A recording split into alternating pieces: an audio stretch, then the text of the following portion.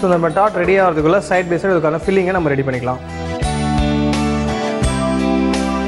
So first பார்த்தீங்கன்னா இந்த நட்ஸை போட்டு நம்ம லைட்டாக ரோஸ்ட் பண்ணிக்கிறோம்.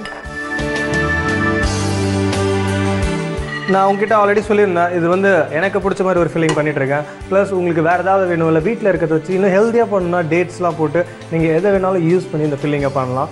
ப்ளஸ் இது வந்து ஒரு பேசிக் ஃபில்லிங் தான். இந்த மாதிரி ஒரு டாட் கப் செஞ்சுட்டா you can do anything out of it.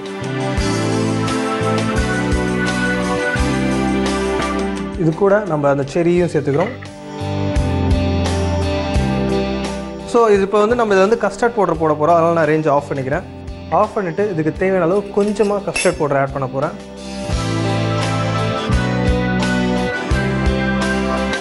Custard powder add பண்ணதுக்கப்புறம் இதுக்கு தேவையான அளவு கொஞ்சம் சுகர், இது ரெண்டுத்தையும் ஆட் பண்ணிவிட்டு நம்ம இதை நல்லா மிக்ஸ் பண்ண போகிறோம். அதுக்கு தேவையான அளவு கொஞ்சம் மில்க்.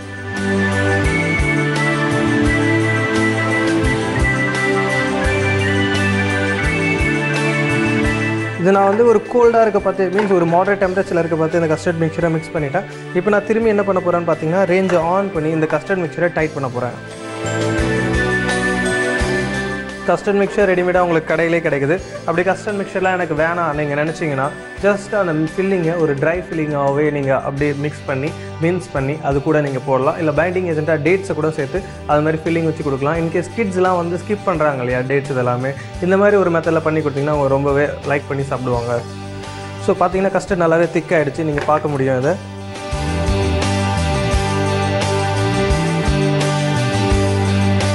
இன்னும் கொஞ்சமாக மில்க் ஊற்றி நான் டைல்யூட் பண்ணிக்கிறேன்.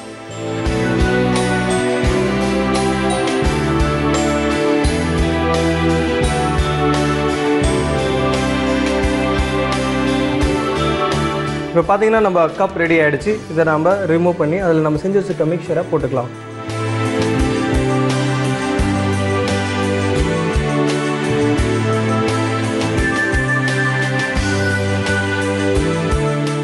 இந்த கப் ரெடி ஆகிடுச்சு. இப்போ நம்ம என்ன பண்ண போகிறோம்னா செஞ்சு வச்சுருந்த மிக்சரை இந்த கப்பில் ஃபில் பண்ண போகிறோம்.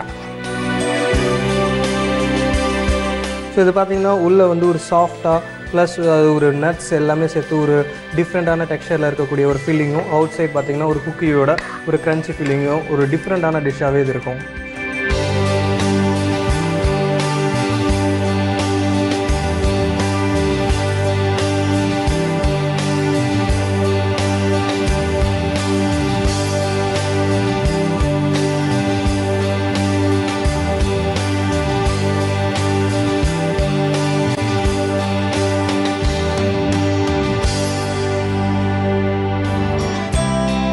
ஸோ நம்ம இதை செஞ்சதுக்கப்புறம் ஃபைனலாக என்ன பண்ண போகிறோம்னு பார்த்தீங்கன்னா மேலே ட்ரையாக இருக்கக்கூடிய குக்கி பவுடர் நம்ம க்ரஷ் பண்ணி பட்டர் போட்டு வச்சுருந்தது ஒன்றும் இல்லாமல் கொஞ்சம் நம்ம எடுத்து வச்சுருந்தோம் இல்லையா, அந்த குக்கி பவுடரை இதுக்கு மேலே போட்டு திருப்பி ஒரு 5 மினிட்ஸ் பேக் பண்ண போகிறோம்.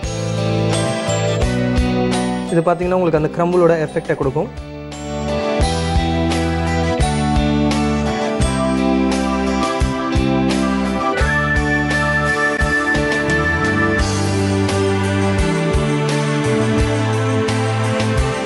இப்போ பார்த்தீங்கன்னா நம்ம க்ரம்பில் போட்டு செட் பண்ணி வச்சுருக்கோம். இன்னொரு 5 மினிட்ஸ் கன்வென்ஷனில் அதை பேக்கிங்கில் போட போகிறோம்.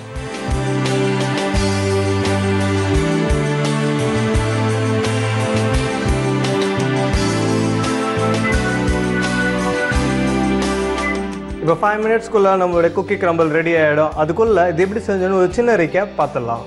குக்கி க்ரம்பிள் செய்ய யூனிபிக் பட்டர் குக்கி எடுத்துக்கிறோம். அதை நல்லா க்ரஷ் பண்ணிக்கிறோம். க்ரஷ் பண்ணதுக்கப்புறம் அதில் கொஞ்சம் கிளாரிஃபைட் பட்டரை ஊற்றி நல்லா மிக்ஸ் பண்ணி ஒரு மஃபின் மோல்டில் கொஞ்சம் பட்டர் அப்ளை பண்ணிவிட்டு ஒரு சின்ன கப்ஸ் மாதிரி அரேஞ்ச் பண்ணி அதை உள்ளே போட்டுடுறோம். போட்டதுக்கப்புறம் இன்னொரு பேனில் நட்ஸு செரி எல்லாமே போட்டு நல்லா சாத்தே பண்ணிக்கிறோம். லைட்டாக சாத்தே பண்ணதுக்கப்புறம் அது கூட கொஞ்சம் கஸ்டர்ட் பவுடர் போட்டு அது கூட மில்கை போட்டு நம்ம ஒரு மிக்சர் மாதிரி ரெடி பண்ணிக்கிறோம். அந்த மிக்சர் ரெடி ஆனதுக்கப்புறம் மஃபின் மோல் 10 மினிட்ஸ் நம்ம பேக் பண்ணி எடுத்ததுக்கப்புறம் அந்த மிக்சரை அதில் போட்டுட்டு அதுக்கப்புறம் ட்ரை குக்கீஸை நம்ம பவுடர் பண்ணி வச்சுருந்தது அதுக்கு மேலே போட்டு இன்னொரு 5 மினிட்ஸ் பேக் பண்ணி எடுத்தோன்னா குக்கி க்ரம்பிள் ரெடி.